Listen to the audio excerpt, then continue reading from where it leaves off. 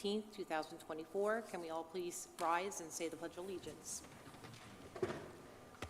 Pledge allegiance to the flag of the United States of America and to the republic for which it stands, one nation, under God, indivisible, with liberty and justice for all. Before we get started, I'd like to do some introductions of the board. To my left, I have Chris Kilmer. To his left, I have Nastasia Raisley. To her left, I have Matt Takita representing the Township. To his left, I have Diane Bure. She also is from the Township. On Zoom, I have Bill Kernan. I also have Ed Neubauer, who's also from the Township. I have Katie Doyle, who is our court reporter. I have Aaron Mackey on my right-hand side, and on my immediate right, I have Keith Bidley-Meyer, who is our attorney. Petition number 1. Sean Little and Danielle Presner, 3 Pensive Lane, Levittown, Pennsylvania, 19054, TMP number 13-025-213, zoned NCR, requesting a dimensional variance for a 6-foot solid fence in the secondary front yard. Section 209-45.c, parentheses 2. Are you Danielle? Yes. Can you please state your name and spell it for our court reporter? Yeah. Danielle Presner, D-A-N-I-E-L-L-E, Presner, P-R-E-S-N-E-R. And I need you to have her sworn in, please. Mm-hmm.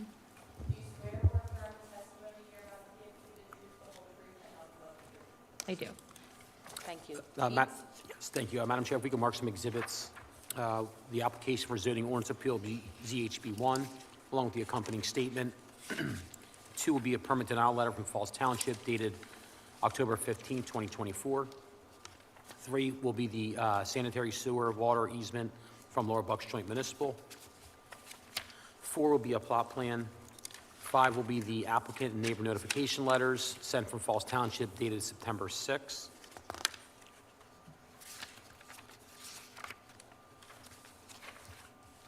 6 will be proof that the property was posted, along with photographs showing the proposed fence and the site triangle. And 7 will be proof of publication in the Bucks County Courier Times. I'm satisfied the appropriate notices have been satisfied and this matter can proceed. Thank you, Keith. Danielle, how can we help you? I am requesting a variance for our side yard. We want to put a fence in the side yard we have young kids, and we want to be able to have our fenced-in yard for them to play in it's on the drive, so it's pretty busy street, so we just want to be able to have a fence there. Okay. I will open up for board comment. Chris? I have none. Nastasia? No comments. Bill? No, I see they meet the sight lines and the water authority approved. I have no problem. No question. Aaron? I'll just ask the question about 4 foot versus, it says proposed 6 foot in the rejection letter, but then on the map, it says 8 foot. What's the plan? Is it 8 foot, 6 foot? I believe my husband said 6 foot, so yeah. Is Okay. there an issue either way? No, I'm just trying to Okay. resolve, just to get the facts. And you know, I guess the reason for rejection is that a 4 foot fence would be allowable, and a 4 foot fence would keep your kids from going into the street. No, 6 foot fence. It was a 4 foot gate.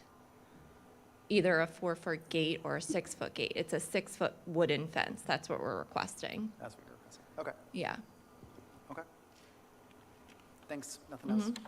Thank you, Aaron.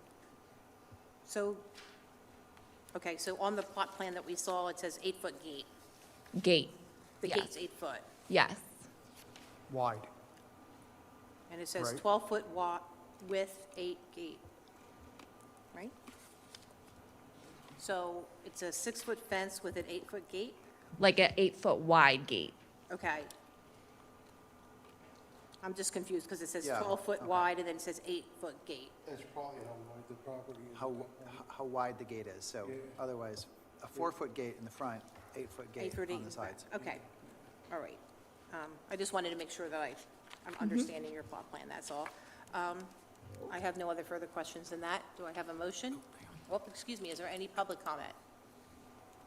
I don't see anything. Is there anything from the township? Nothing from the township. Thank you.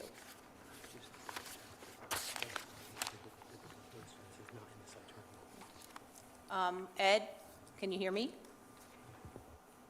I can hear you. Is this okay with the site triangle? Yes. Thank you. Okay. Do I have a motion? Great. I move that the application of Sean Little and Danielle Presner requesting a dimensional variance from section 209-45.C2 of the Falls Township zoning ordinance be granted to allow a 6-foot solid fence in the secondary front yard at the property located at 3 Pensive Lane, Levittown, PA 19054, as depicted on the plans and in accordance with the testimony presented to the zoning hearing board. Do I have a second? I'll second. Aaron, can you please pull the board? I sure will. Bill? Yes. Nastasha? Yes. Chris? Yes. I'm a yes. Laney? I'm a yes. It's been approved. You'll receive Great. something from the township. Thank you. Thank- Petition number 2, NP Falls Township Industrial LLC, 600 Ben Franklin Drive, Fairless, Pennsylvania, 19030. TMP number 13-051-001-034, Zone MPM, requesting dimensional variances for the continued construction of a 1,035,703 square foot industrial building, section 209-30.d, to allow an accessory structure within the 100 feet front yard setback, and section 209-42.e, to permit a wider than 30-foot driveway width from street line to permit a wider driveway entrance into the site for maneuverability. Good evening. Good evening. Sorry, one second, please.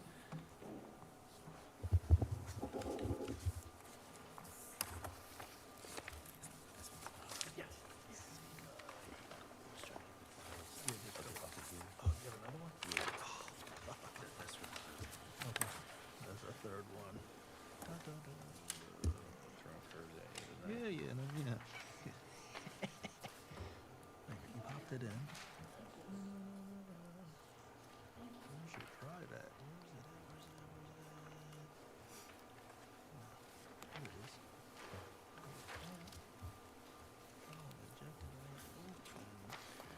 I don't see a denial. Which one? This one, the number 2, petition number 2, NP Falls Township. That's denial. No. Which one is? Oh, Yeah. so it means they never... They never actually applied. What?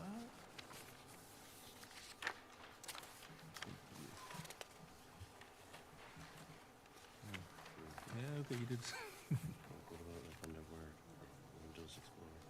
No, it's right there. That is it. You go open. That's what it is. Devices on. It's a USB. Alright. It's not. Let's just do this one time. While we're figuring this out, if the board has a physical copy of the plan, we're just trying to put the plan on the screen. We can, happy to proceed if you don't need it projected, but we're trying to get it for the public if there's anyone interested. There it is. Yeah, the zoning plan. Yep.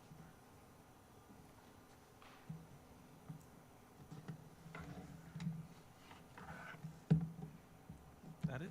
Yes. You good? All right, thank you. All right, sorry about that. Mike McGinnis from Begley Carlin here on behalf of North Point. Do you have any witnesses that need to be sworn? We can do that. I do. I believe Jeremy Michael is online on behalf of North Point, and I have Tim Casey from Gilmore.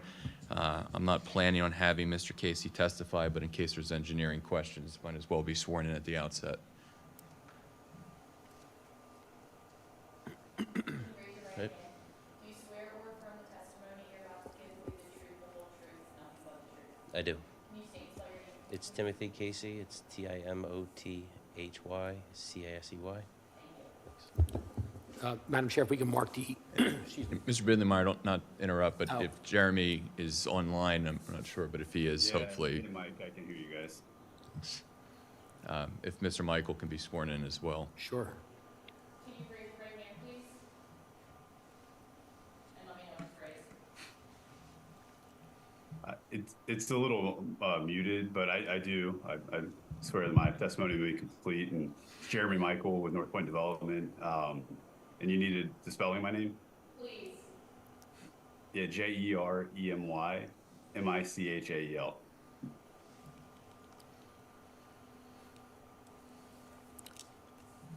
Madam Chair, if we can mark the application for zoning ordinance appeal as ZHB 1, along with the accompanying statement.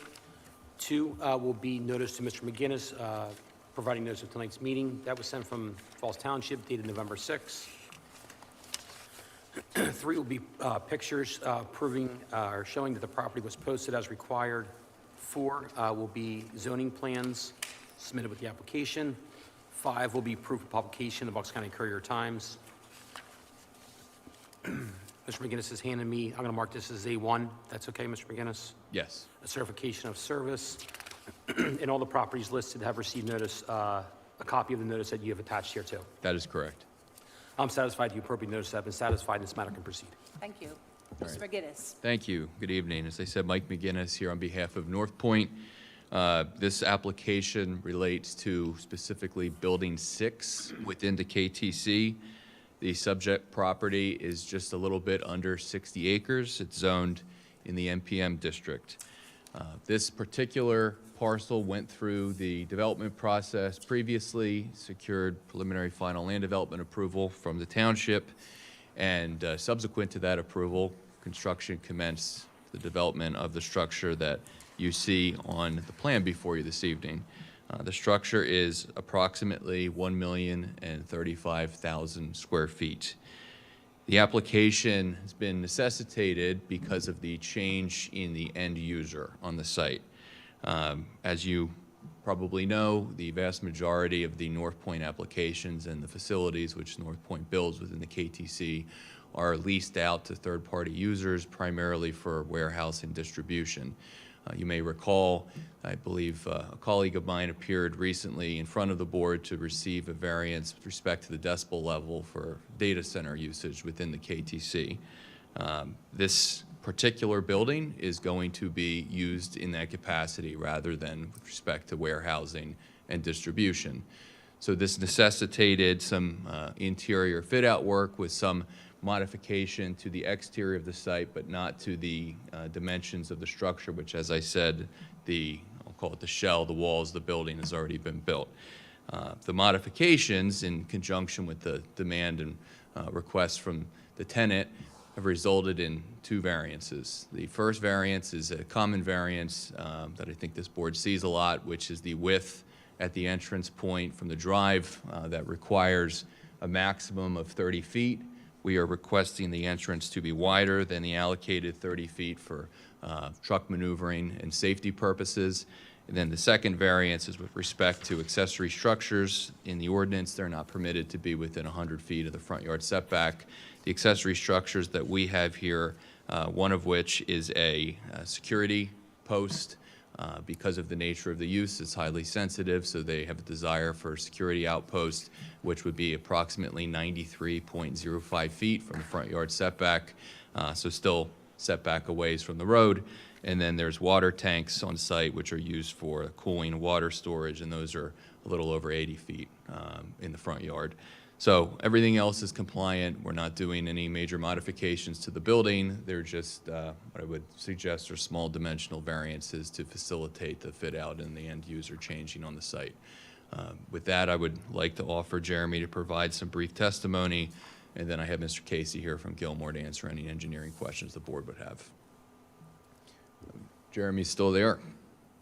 Yeah, thanks, Mike. All right. You pretty much covered everything. I would just say, as Mike touched on, we developed the building speculatively. So, kind of without a tenant or end user in mind. We completed construction at the end of last year. So the building's been vacant for a little while. We were able to secure a tenant to occupy the full building, which is great news. And just trying to request a variance to accommodate the requirement for their space plan. So if there's any specific questions, happy to dive into that. But that's pretty much the gist of what the request is tonight.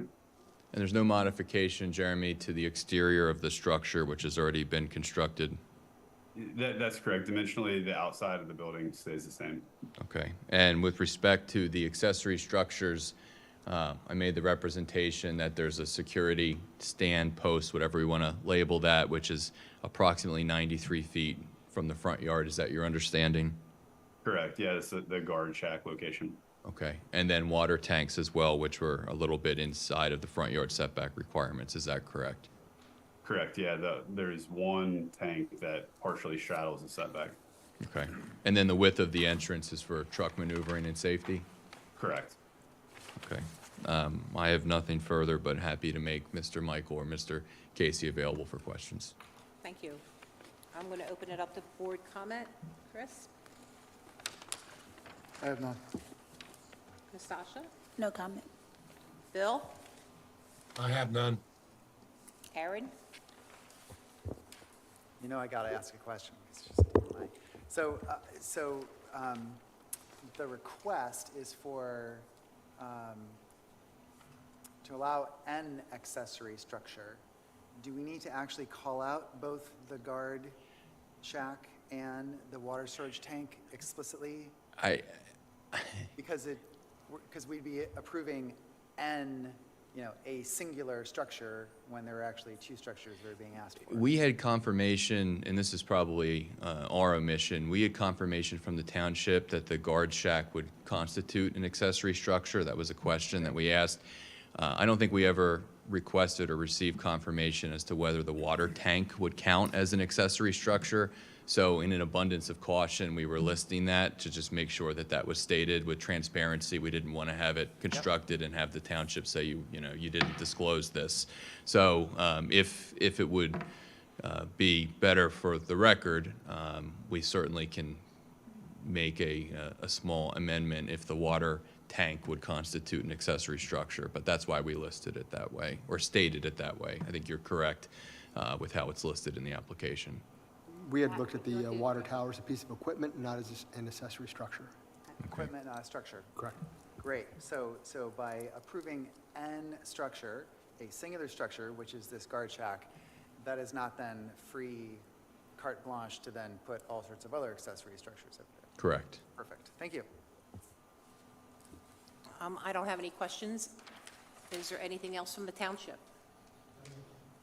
Ed? Guess nothing from Ed? Nothing, nothing. Thank you. Do I You're have welcome. anything from the public? I do not see anything. Do I have a motion? I'll go ahead. I move that the application of NP Falls Township Industrial LLC requesting dimensional variances from the following sections of the Falls Township zoning ordinance be granted to continue constructing a 1,035,703 square foot industrial building. 1, section 209-30.d to allow an accessory structure within the 100-foot front yard setback, and 2, section 209-42.e to permit a wider than 30-foot driveway width from the street line at the property located at 600 Ben Fairless Drive, Fairless Hills, PA 19030, as depicted on the plans and in accordance with the testimony presented to the zoning hearing board. Do I have a second? I'll second. Aaron, can you please pull the board? Bill, Yes. Nastasha, Yes. Chris, Yes. I'm a yes. Lean. And I'm a yes. Thank you very much. Application has been approved. Thank you. Petition number 3, Lower Bucks Homebuilders LLC, Fallsington-Tullytown Road, Levittown, Pennsylvania, 19054, TMP number 13-042-342 through number 13-042-359, zoned NC, requesting the following variances for the construction of 6 contractor garages ranging from 4,725 square feet to 5,625 square feet in conjunction with the consolidation of numerous lots. Section 209-22.b to allow contracting garage as a principal use. Section 209-22.e to allow minimum front yard of 20 foot along Fallsington-Tullytown Road and 11 feet from Bristol Pike, to allow a maximum building coverage of 41.2%. Section 209-22.f, parentheses 2, to allow drive aisles within 20 feet adjacent to street lines and without curbing. Section 209-38.1, parentheses e, parentheses 2, to remove requirement for 25-foot buffer yards along Fallsington-Tullytown Road and Bristol Pike. And Section 209-42.b, parentheses 1, to remove the requirements for a 10-foot wide landscaping strip between off-street parking areas and a lot line or street line, curbing, and a designated space/area for loading and unloading. Mr. McGinnis. Thank you. Good evening, Mike McGinnis here on behalf of Lower Bucks Homebuilders, the applicant in this matter. Do you have any witnesses? I do. Okay. I have Jamie Yes. McCafferty and Tim Casey sworn in at the outset. Can you raise your right hand? Do you swear or affirm the testimony you're about to give will be the truth, the whole truth, and nothing but the truth? I do. Do you state and spell your name? James McCafferty. McCafferty's McCafferty. And Mr. Casey's already been sworn in, so we can skip that. Madam Chair, if we can mark the application for zoning ordinance appeal as ZHB1 along with the accompanying statement. 2 will be a letter from Falls Township dated November 6 to Mr. McGinnis, providing notice of tonight's meeting. 3 will be a series of colored photographs showing the property was posted as required. 4 will be a set of plans submitted with the application. 5 will be proof of publication in the Bucks County Courier-Times. That is all the board exhibits. Mr. McGinnis has handed me a packet that I'm going to mark as A1 that I've reviewed. Mr. McGinnis, all the properties listed have received notice of the letter that's attached in A1. Is that accurate? Yes, that's correct. Great. Madam Chair, I'm satisfied the appropriate notices have been satisfied, and this matter can proceed. Thank you. Thank you. Good evening. Again, Mike McGinnis here on behalf of the applicant, Lower Bucks Homebuilders. You may recall on this matter that we were here back in April to discuss the development of what was at that time 10 small parcels. I think I referred to them as movie lots colloquially, that are located on Fallsington-Tullytown Road. Those parcels totaled just over an acre. I think it was 1.16 acres. And they all back on Route 13, as you can see on the site plan, which is before you this evening, and they basically border Tullytown. Most of the lots, as was discussed at that time, were 50 by 100. It was discussed during that presentation, some of the significant difficulties that have been experienced trying to make reasonable use of the parcels because of the elongated, shallow nature and the existence of a large ultimate right-of-way. The zoning hearing board at that time approved development of 3 contractor garages, which spanned from approximately 4,700 square feet to 5,200 square feet.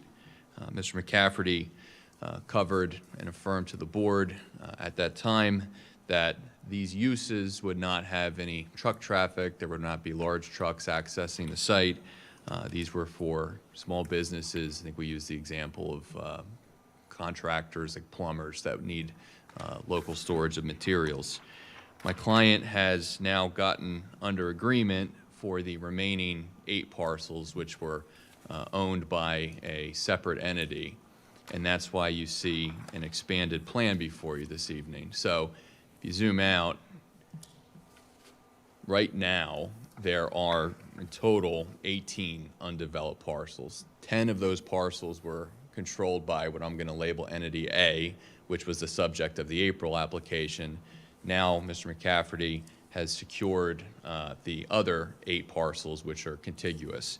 So what that has allowed us to do, and I guess I should say as a housekeeping item, there aren't any additional parcels in this strip, so this is not going to be a situation as enthusiastic as we are about the application where you're going to have 8 more parcels acquired in the next 6 months. This is the end of the movie lots. But this has allowed us to do a small expansion on the latest plan, which was approved by the board. It is the exact same use. It is basically the exact same design with the one-way routing off of Fallsington-Tullytown Road. The dimensional bases of the different garages are almost identical to what was proposed. And what this will allow us to do is to move forward in unison to have a cohesive development. It's likely going to now result at the end of the day, which will probably be to the benefit of everybody, an NPDS permit, because we're now disturbing in excess of 1 acre with the development. So what that means is when you go through the land development process, on the back end, we're going to be going through the reviews from Mr. Jones's office and the standard township reviews, but we're also going to be supplying this plan through the Conservation District and up to DEP, who's going to be reviewing appropriate things like stormwater management and erosion and sedimentation control. The list of the variances are literally basically identical to what was secured last time. We're dealing with items like parking buffers, landscaping strips, proximity to street lines. We didn't want to file the application and cause confusion by having it just deal with the 8 parcels that we were acquiring and having it seem exactly identical to what you approved last time. So again, we thought in the interest of transparency, even though we're really only impacting the additional 8 parcels, that you see the balance of the development. So the end result here, if it's approved by the zoning hearing board and it goes through the process and is approved by the township, is you'll have 6 contractor garages. Again, if you look on the right, ranging from 4,725 square feet to 5,625 square feet. My client's willing to honor the condition that was placed on the approval last time, which, if I recall, specifically related to no exterior storage of materials and no overnight truck parking. So again, Mr. McCafferty will affirm his willingness to honor that with the balance of the garages which would be constructed here. So that's a summary at the outset. I would like to have Mr. McCafferty provide some brief testimony and again, open it up for any questions the board may have of either Mr. McCafferty or Mr. Casey. All right. Good evening, Jamie. What is your role with Lower Bucks Homebuilders? I'm the owner. Okay.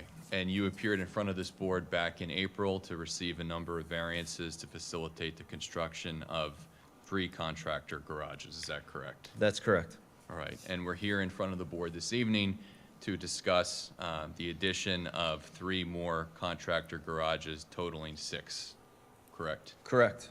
Okay. This in total, I made the representation to the board. If you look at the site, I'm going to say site, but we're talking about 18 parcels. You have the ownership rights or the equitable ownership rights to 18 contiguous parcels on Fallsington-Tullytown Road. Is that correct? That's correct. And I also made the representation that that's basically the end of this strip of movie lots as I've labeled them. Is that a correct statement to the board? Yes, it is. Okay. I think we discussed last time that you were confident that there was a market for small business owners or contractors for 3 contractor garages. Do you have that same confidence, and can you, again, just have a summary to the board about why you're interested in this and the benefit that you think it provides the community? Sure. Yeah, I can certainly affirm the interest. These garages will assist small businesses growing out of their home garage and home shed into a separate storage facility. They're generally going to hold inventory, things like water heaters or materials, tile, lumber, whatever the case may be, depending on what the contractor does. Typical contractor might have 1 employee, a helper might have 2. It's generally a very small business that just grew out of what a residence might be able to handle. Right. We're not talking about individuals working out of these structures. No. It's people who would come maybe once a day, maybe twice a day to get material and take it off-site, correct? Correct, if that. I mean, they may come on Monday, load up the truck, and be at the same site for 2-3 days and have no need to go back to the garage. It could be as much as twice a day. Right. And I think we discussed last time that the sort of vehicles that would be accessing this would be, box trucks or pickup trucks is what your understanding would be, correct? That's correct. Box trucks, pickup trucks. Again, these are very small businesses, a couple of guys. So, 18-wheelers, anything like that, they wouldn't be at the site. Okay. And we had conditions that we agreed to as part of the last presentation, that there is not going to be any exterior storage of material or overnight truck parking. Are those conditions that you're willing to agree to if the board were to grant variances for the construction of the additional 3 garages? Of course, yes. Okay. And I believe there was testimony at the last meeting affirming the uniqueness of the constraints of these properties, namely that they're primarily 50 by 100-foot lots that have a large ultimate right-of-way that back on Route 13, and that you had an opinion at that time that this was a reasonable development and would have no negative impact on the community. Is that correct? And if so, do you adopt that opinion this evening as well? Yes, I do. I think for where the lots are situated between 2 main roads and the depth of the lot, this is a good use. There's not going to be many people there for a long time. There's not going to be much traffic coming in and out of. As far as, the traffic intensity, it's going to be very little. And there's no one living there. Should a, tractor trailer veer off Route 13, it would be an empty storage garage, not a home or something like that. Okay.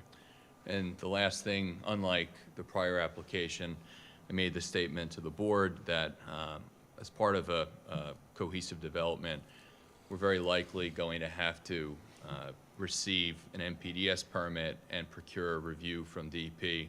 That is something, that process, if it's necessary, is something that you're willing to go through and work with Gilmore and Associates in the Township and Joe Jones' office to complete. Is that correct? I'll be at the full mercy of the land development process, yes. Okay. I have nothing further for Mr. McCafferty. Again, I have Mr. Casey here as well to answer any questions. Thank you. I'm going to open it up to board comment. Chris? Are these buildings going to stay as one unit, or are they going to be divided up? The buildings will likely be split in half, roughly. The way I envision it is 2 tenants per garage. Where the dividing wall is placed would depend on how much square footage each contractor might need. So you're talking one man door and one overhead door for each tenant, basically? We're envisioning 16-foot high ceilings with, I believe, a 14-foot garage so that a box truck could drive in and out. Right. With, I expect, 2 tenants in each structure. So they'll share that garage door, is that what you're saying? Or there'll be a garage door for each tenant? Garage door, 2 garage doors per structure. Okay. That's all. Nastasha? No comment.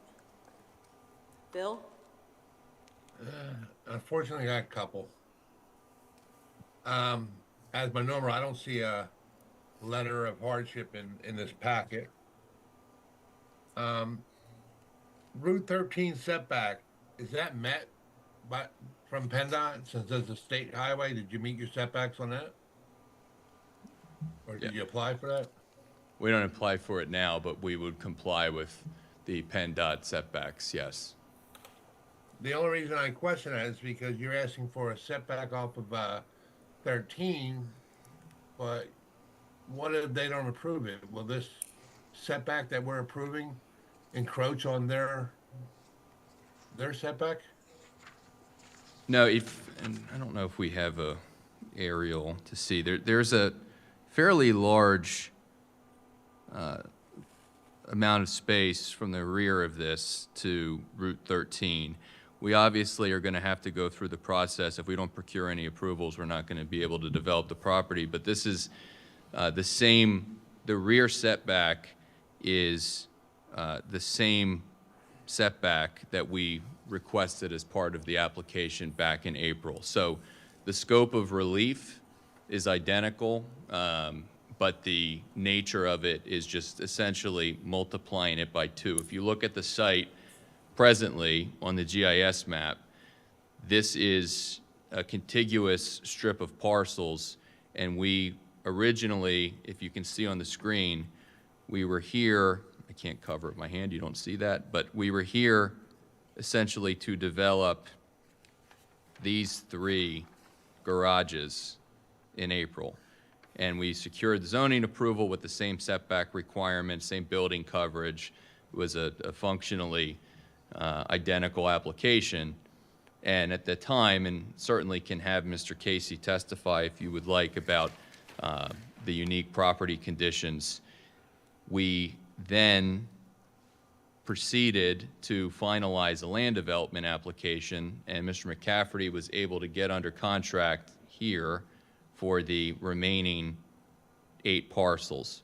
So if you look at it now, it is a strip of 50-foot wide, with the exception of 1 parcel on the end, 50-foot by 100-foot parcels, which you cannot develop in isolation. It's not, there's no user that's going to come in and develop a 50 by 100-foot parcel here. So the development that we had proposed was a consolidation of the 10 lots on the right initially to make reasonable and productive use of a portion of the site. And then subsequently, as we were finalizing the development plans of those 3 garages, got under agreement for the balance so that someone's not going to come in at a later date and propose a use that's in contrast to what Mr. McCafferty's building. So you take these 8 lots off the market and you develop them as a consolidation into 1 functional parcel with the 6 garages at the end of the day. And the relief is basically the same, but we had to come back because the 8 parcels we didn't receive zoning relief for. We only received zoning relief for the 10 parcels. I understand that, but my question was, does the setback that, if granted, that we give you, does that encroach on the setback from PennDOT, which you don't have approval yet, right? I don't know that we've engaged with PennDOT at this point, because you wouldn't receive approval from PennDOT typically or make application to PennDOT at this point of the process when you're appearing in front of the zoning hearing board. If there's approval that the board issues, it can't supersede any requirement from PennDOT. Meaning, Well, I just want to make sure we're not Yeah.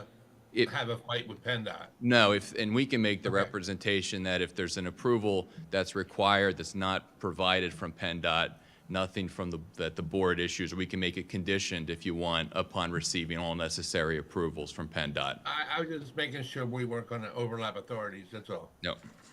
All right, my next one is, my concern is stormwater management, because it does flood over the road into the apartments down there from time to time. I know we're in a drought now, but I don't see on the prints anything about water containment. You know, you're asking for 41.2%. That's how much coverage you're gonna have there. Where's all that extra water gonna go now that you're gonna take up, from your previous approved 3 buildings? Now you're building closer down to the creek. How many, where's the water gonna go? I don't see anything on the plans for water runoff whatsoever. I know you testified that that'd be land development, but you're not showing anything to us on these plans. So just one note, the 41.2% is a building coverage variance. We are compliant with the impervious surface, but nevertheless, my understanding is that this is going to be an underground stormwater system on site. We have a requirement to satisfy the township, we're not allowed to add any additional stormwater runoff as a result of our development. So we have to capture and reduce the runoff from its present conditions as we're building the 6 garages. So there will be a full stormwater system that is designed and implemented here, reviewed by Mr. Jones's office. And as I noted, whether it's the benefit maybe to the township, not necessarily to the applicant, but the effect of having the other 3 parcels developed was we were thinking with just the 10 parcels, we weren't going to have to procure an NPDES permit. That's required when you go over 1 acre of disturbance, which we thought we were going to be able to stay under. Now, with the development of the 6 garages, we're going to be over the 1 acre of disturbance. So in addition to Mr. Jones's office reviewing our stormwater design to make sure we're reducing runoff, we also have to supply that to DEP. So DEP is going to have to bless our plan and our design. Rich Crassel, the Conservation District, is going to have to bless our plan and our design now, and Joe Jones is going to have to bless our plan and our design. So of course, we're going to build a robust stormwater system that's going to capture what we're doing, but I just wanted to be clear, we are keeping our compliance with the impervious surface maximum. We're not superseding that. This is not a property where we're asking for a 60% impervious surface variance. We're compliant with that. Yeah, it was just my concern is you're adding more non-pervious surface to an area that already floods, even though you might be under the minimum. I understand that. It just normally I'm used to seeing on the plan something submitted showing the containment area. All right, my next question is, I don't remember if we asked this the last meeting or not, if any hazardous materials will be stored in the buildings? No hazardous materials. Okay, I don't remember we asked that of you before. I don't recall if that was asked, but we can agree to that as a condition as well. Okay, that's all I have. Thank you, Bill. Aaron? So I guess just extending upon Bill's question about impervious surface, I guess so there's obviously the 6 buildings. Is that all asphalt around all 4 sides of each of those buildings? Because trucks are going to be driving around all of it, or some of it is, some of it isn't? It's just hard to tell on the picture. There will be an asphalt aisle in front of the garages. Okay. The sides, the 25-foot space in between each building will be grass, and behind will be grass and trees, whatever is existing today. That helps, because otherwise I was like, how do you get to? It's just the in front of the garages that will be paved. Okay. There's more space, and I think the last time, and I wouldn't swear by this, but my recollection is the last time there was also an aerial showing the foliage behind. So from 13, I mean, this is very significantly buffered with a lot of green area that is going to remain. So you'd have the green area to the rear and then the green area between the units as well. You read my mind, because my next question, looking at the sort of Google Map overview, is that that's all heavily treed right Yep. now, and the apartment buildings, a whole bunch of trees, and then the highway there. So if all those trees were to come down, all of a No. sudden, okay. I So think, there's still going to be that yes. some of that tree buffer will still be there. My recollection, and I think this hearing was at 1 in the morning that night. I think this was the last one on that marathon hearing back in April. So it could be faulty, but I swear I think it was at 1 in the morning. I recall somebody stayed on the Zoom meeting from the apartment, and there was a question, exactly to your point, Mr. Mackey, about noise. And I think Mr. Clace at that time, referencing the aerial, said that all of those trees to the rear are staying, and in addition, when you construct those structures, it actually buffers some of the additional noise. So not only are we keeping the buffer that exists, if there is any noise that's coming from 13 into the apartments, this use, if anything, would mitigate that even further. Great. So my last question I'll ask on behalf of a lot of township residents that ask me, why do we keep approving more and more storage sites? Like, what, is there real, and again, it's your business, but I'd love to just understand, like, is there really demand, given all the other storage that is out there, for yet more equipment storage that someone can drive in and, you know?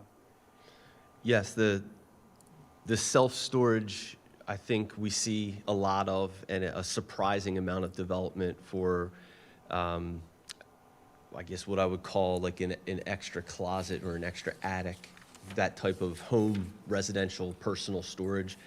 I would agree. It's a surprising amount. These garages are designed to help the small business owner get out of his house and operate, grow his business in a way that he wouldn't be able to out of his own garage. So it's a very different tenant for this space than the personal storage or the self-storage buildings that I think you're referencing. Is it more about that the contracts are yearly or more longer term contracts? It's not just a monthly storage? Correct. Generally with a commercial tenant like this, it would be a 5-year lease. Yeah, okay. Right. And are they gonna have, like, would they need to have signage, you know, Joe's HVAC group, or are they gonna have signs out there for each of their? I don't know that there would be a sign, like for advertising purposes, but certainly something identifying who the tenant is, maybe a name placard above the door next to it. But we would follow whatever sign regulations are in the ordinances. Yeah, okay. So I guess my last question is just about sort of, you know, obviously we approved the same thing 6 months ago.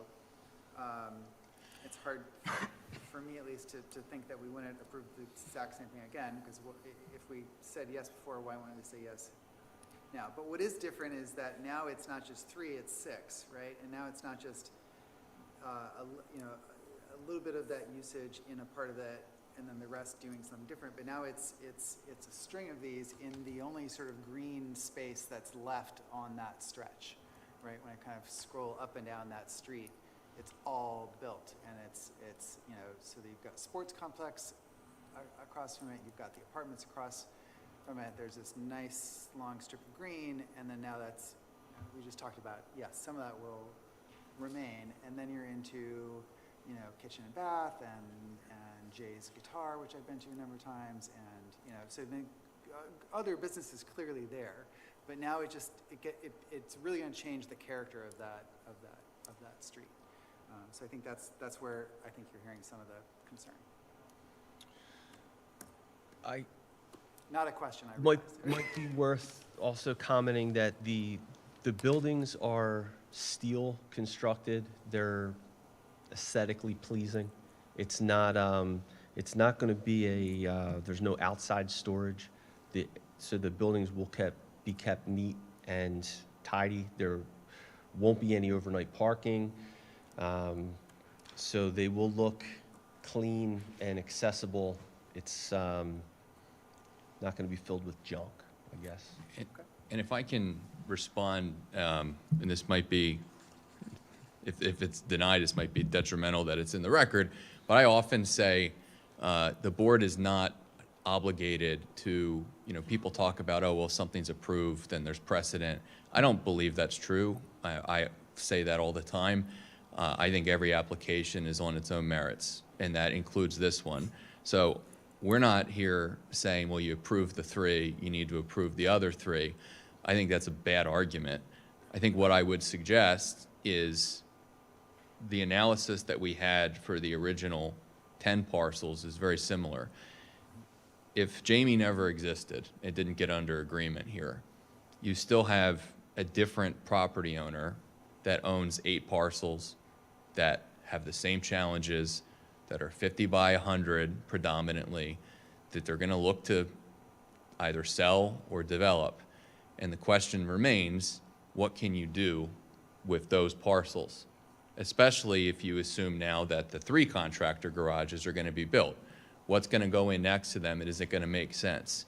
And I would suggest in totality, what makes the most sense here is one cohesive development that fits together rather than the question mark of what else could go in the other lots. That would be my argument. I don't think you're bound by the prior decision. I just think this is the best use given the circumstances. Thanks, I'm good. Thank you, Aaron. Now you're to me. And I do have the transcript from April with me. So I do have the comments that were made by the people who came before us. Mr. Carroll was from the Creek Apartments, and he was concerned about the stormwater management, the flooding, emergency vehicle access, landscape buffering, parking for the Continental Little League, and sidewalks. We're taking all these parcels now, and you're making 6 of them. Before you had 3. My concern now has to do with safety issues. Because when it was 3, it didn't look so crowded. Now that you're putting 6, it's a lot crowded. And that road has a tendency to be very dangerous as it is. And now you're going to put 6 structures there. We do have a Little League feel on the corner. I know that you say that people aren't going to be going in and out all the time, but contractors sometimes have to go back and forth into the garages and get things, that they don't have on their truck. Maybe they keep it in their storage facility. People park there for the Little League fields. So now you're taking that completely away. And I have a lot of concerns about the people going into these units.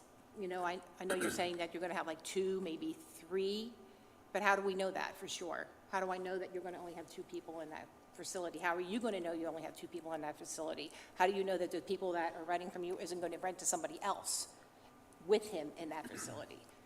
That's a problem for me too. So I don't know if you can address that, but I really wish you could. I can say traffic, and Jamie can talk about the leasing.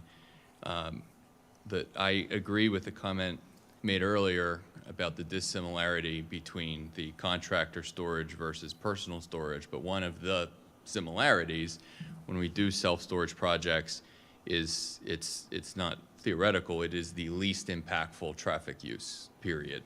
It just is. It's been demonstrated through development over development that if you take at least the framework of understanding that something is going to occur here and the primary concern is traffic safety, the trip counts here are, you might have in a busy day 12 total trips over the entire development here.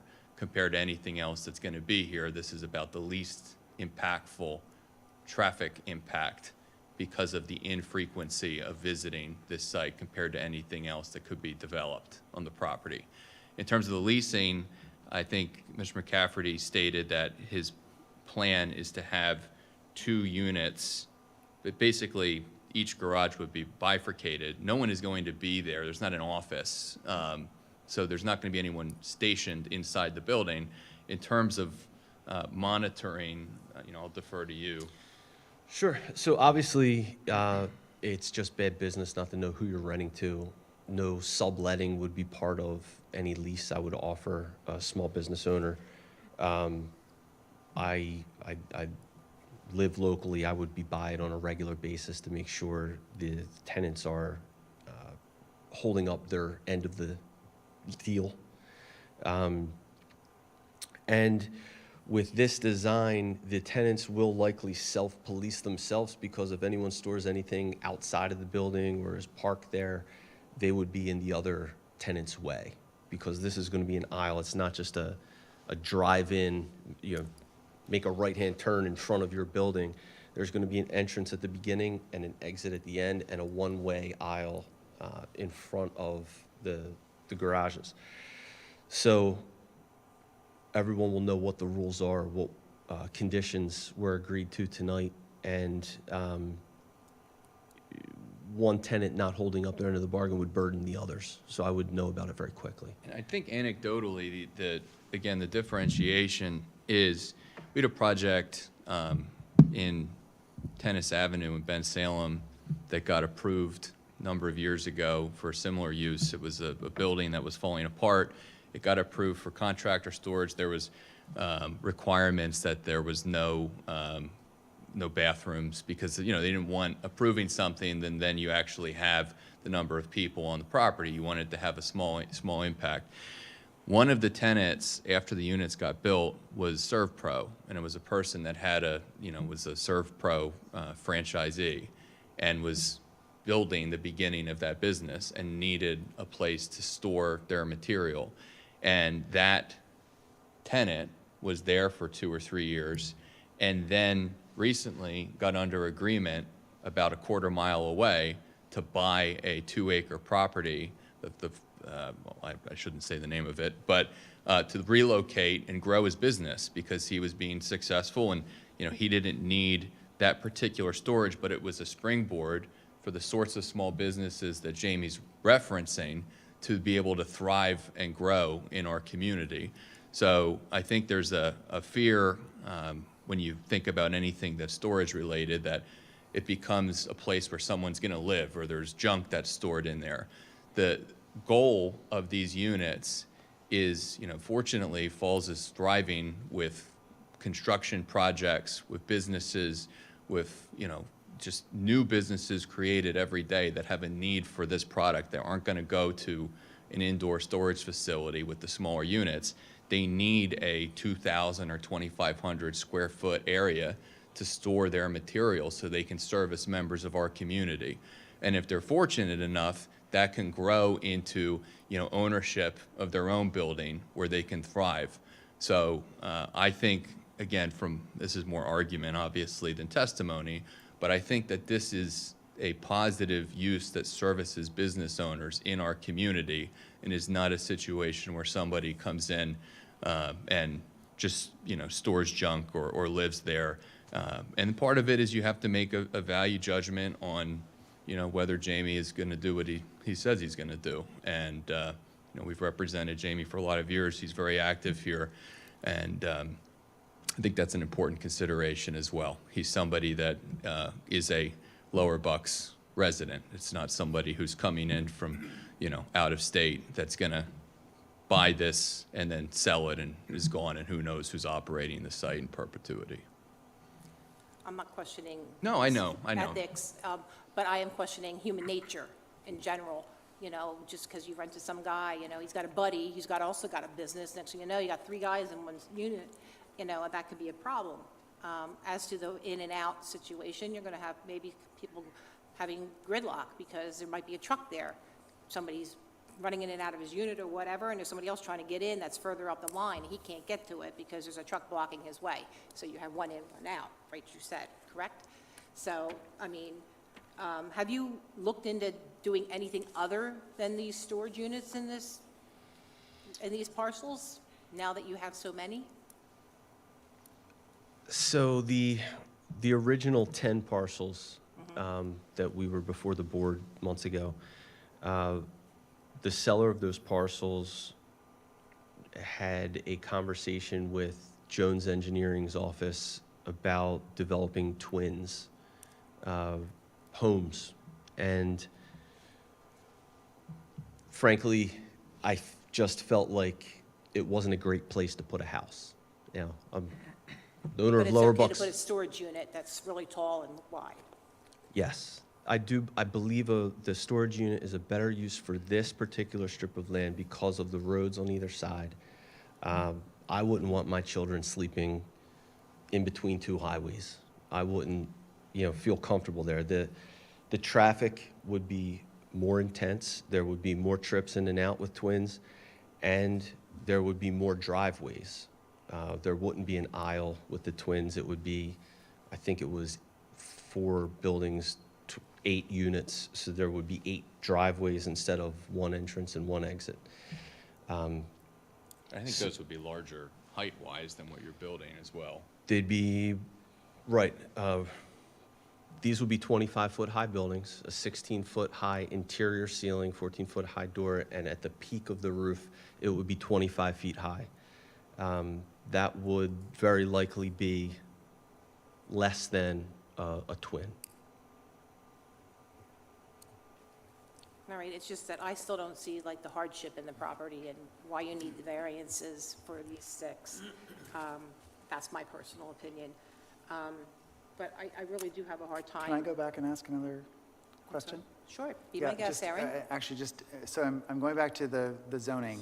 It's NC, neighborhood commercial. Purpose of NC neighborhood commercial is to allow for small areas, I'm editing a little bit, where small retail and service businesses may be located primarily for the convenience of the residents of the immediate neighborhood. Now, the residents of the immediate neighborhood could include the business owners that you described that need this service. But, you know, and, you know, principal permitted uses, convenience shops, grocery stores, drugstores, et cetera. And I guess just, I mean, I think I'm echoing what Lainey is concerned about, which is that the zoning for this whole strip, for this whole neighborhood is neighborhood commercial. So commercial allowed, yeah, but for the benefit of the residents living there. And I guess this seems more industrial. Light industrial, granted, but more industrial than how it's zoned in the first place. I would suggest that the small businesses, the contractors that would be tenants in these buildings are servicing the residents in the immediate neighborhood and vicinity. They're coming over with the emergency service to snake a sewer drain, put a tarp over your roof after a storm. These are, you know, the small businesses that get the call when a resident in the immediate area needs something. So the residents may not be coming to the garage, but the owner of the garage is going to the residents. And to keep those businesses in the area, I think is a benefit. I don't think there's, I would have a concern regarding the depth of the lots for commercial development. You know, there's a reason why we don't have parking, and maybe you could, now that Jamie has it all under contract, there's a way to potentially, I don't know, to make it work, but I know that was part of the initial analysis. You know, we represented, I can make this representation that, you know, we represented the property owner who was under agreement to sell Jamie the first group of lots that we were here before, and we were trying to figure out what to do with them. And an actual commercial development like the NC district is envisioning was sort of dismissed out of hand, because when you think of a strip center and anything that requires circulation, there was no circulation that was available here. Yep. You don't have the depth. You just can't put a strip mall there. You just don't have the depth. You have 100-foot deep lots, but then you run into the ultimate right of way to the rear. And it becomes very compressed. There's a reason why there's no parking shown on this entire plan. So when we were looking at it, we went, okay, well, commercial in the way the NC district is envisioning it is out. So we did, Jamie was right, have a conversation about twins, and then Jamie got under agreement here, and I think made a compelling argument for the plan that he had, because it would have markedly less traffic and everything else that was represented. But I think that was the concern regarding the NC district in particular, on lots that are 100-foot deep with ultimate right-of-ways constricting circulation. Mm-hmm. Got it, thank you. Thank you, Aaron. And I just want to make a comment, just because it's green doesn't mean you have to put something on it, you know.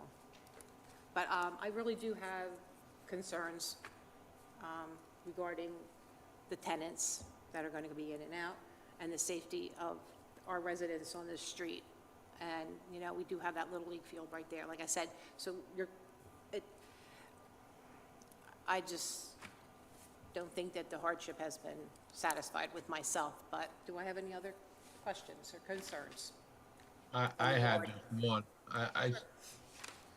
My major concern with this project, you know, goes along with our chairwoman, but also the flooding. I've seen the flooding that's been there, and that's really, I know you said it's going to be dealt with later, but it really bothers me that it's not being addressed now. You know, I have no problem with the business at all. You know, I encourage business moving to Falls Township. It's just that I think that we have to take the other factors into account. You know, just because it's a green space, we're gonna squeeze something in there. And then I go back to, I still don't see a hardship that you presented to us. That's all comments I got. Thank you, Bill. Anybody else on the board have any other questions or comments? Anything from the township? Ed? Nothing. Thank you, Ed. Anything from the You're welcome. public? Yes. Would you please come forward? I need you to state your name and spell it, and you give your address, please. Gregory Gillespie, Gregory, Gillespie, 104 Moon Drive, Langhorne. I also own the Wait a parcel. minute, you need to be sworn in, I'm sorry. I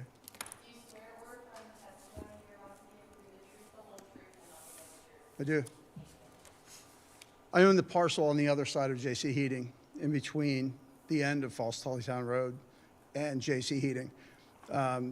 And I'm here tonight because I wanted to see what was going on with this, because I also want to develop my property.